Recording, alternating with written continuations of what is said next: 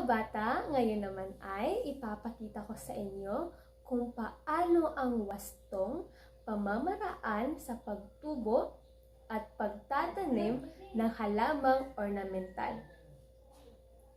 Kaya ngayon, magsisimula tayo.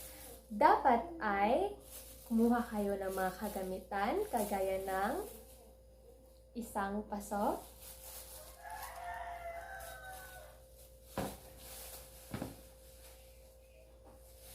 ang inyong halaman na ipapatubo,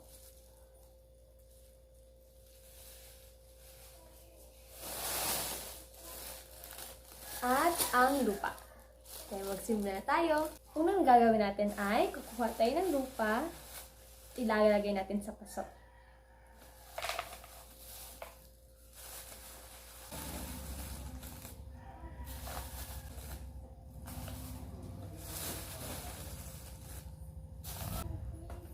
Ayan.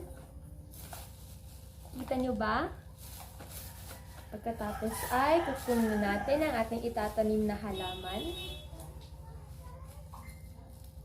Ilalagay natin sa ating paso.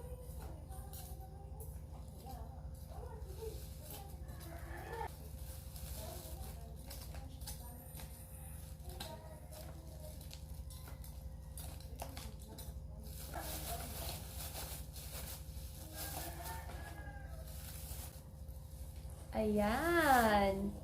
Tapos na. Ganun lang kadali. Nakikita nyo ba?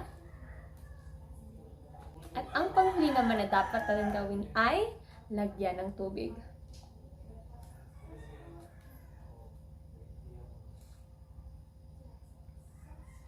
Ayan.